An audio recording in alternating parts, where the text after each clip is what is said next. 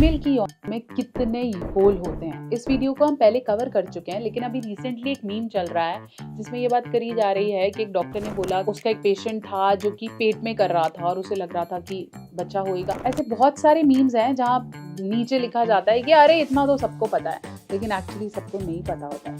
तो कितने होल्स होते हैं फीमेल योनि में और कौन से होल में डालना चाहिए ताकि जब आपको अंधेरे में भी करना पड़े तो आप कर पाओ। चलिए बात करेंगे। चैनल पे नए हैं सब्सक्राइब करें। मैं हूँ डॉक्टर नेहा मेहता, आपकी अपनी काउंसलर, जो आपको आसान हिंदी भाषा में खुल के सब कुछ समझाती हूँ। तो अगर नए हैं सब्सक्राइब कर दो और वीडियो को अंत तक देखो क्योंकि बहुत ज़रूरी है।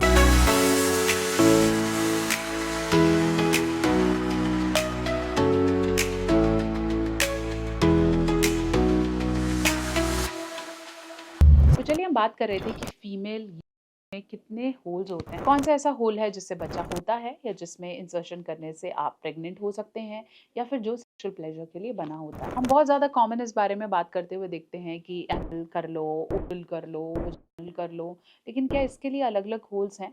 मेल एनाटॉमी फिर भी थोड़ी बोलते हैं ना सिंपल है, क्योंकि आप जब बुक्स पढ़ते हैं या रीड करते हैं तो अंडरस्टैंड की मेल का चाहे वो स्पर्म है चाहे वो यूरिन है वो एक ही होल से निकल रहा है, जो कि ग्लैंड्स पैनिस या फिर हम बोलते हैं के टॉप पर एक होल है जहां से बॉडी से सारा excretion plus pleasure plus sperm निकलता है। लेकिन जब हम बात करते हैं फीमेल बॉडी की तो बहुत ज़्यादा क्लियर नहीं होता है, इसलिए फिर हम आपको स्टेप बाय स्टेप अब यहाँ बताने वाले हैं। तो अगर मैं एनाटॉमी के लिए बात करूँ तो फीमेल की बॉडी में 3 प्रोमिनेंट होल्स होते हैं जो आप चाहें तो अपनी आंखों से भी देख सकते हैं। फर्स्ट होल है जो उसकी क्लिटोरिस के सबसे ऊपर होगा, जिसे हम यूरेथ्रल ओपनिंग कहते हैं।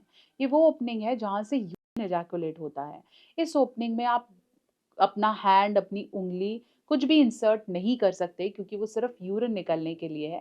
उसके अंदर मैक्सिमम केसेस में डॉक्टर जिसे बोलते हैं कि यूरिन की थैली लगाते हैं अगर कोई सर्जिकल ऑपरेशन हो तो वो इतना बड़ा नहीं है कि वो आपको दिखेगा या आप उसमें कुछ भी इंसर्ट कर सकते हैं। दूसरे होल की अगर हम बात करें तो वो है आपका वजाइनल होल, जो कि यूरेथ्रल ओपनिंग से थोड़ा नीचे है, जो बहुत आसानी से दिखता है और जहाँ पर आपको इंसर्ट करने पे प्लेजर आएगा, प्लस वहाँ मैक्सिमम फाइब्रल एंडिंग्स हैं, प्लस वहाँ से ही बच्चा होता है, which is the opening to sexual pleasure.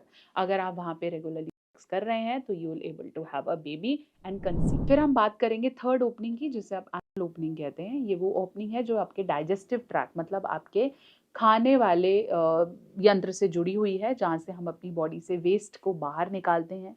वो ओपनिंग या वो छेद आपके के लिए नहीं बना है, लेकिन जो बहुत ज़्यादा फैंटेसीज रखते हैं या बहुत ज़्यादा एक्सप्लोर करना चाहते हैं वो इसे भी ट्राई करते हैं, जिसके लिए हम प्रॉपर प्रिकॉशंस रखते हैं, क्योंकि उससे स्कार्स या पाइल्स होना या उस तरह के फिशर्स या प्रॉब्लम होने की फ्रीक्वेंसी बढ़ जाती है। प्लस वाइनल और एनल सेक्स में बहुत ज़्यादा एसटीआई एसटीडी इन्फेक्शंस होने की फ्रीक्वेंसी भी रहती है। अगर आप जानना चाहते हैं कि पीछे से कैसे करना है तो आप ये वीडियो देख सकते हैं, इसमें प्रॉपर्ली मैंने डिटेल में समझाया है। अब हम बात करेंगे कुछ मिथ्स की या कुछ मिसकंसेप्शन की जो होल से रिलेटेड है। सबसे पहले ये बात की जाती है कि अगर हम पीछे डिस्चार्ज करते हैं तो क्या उससे बच्चा हो सकता है?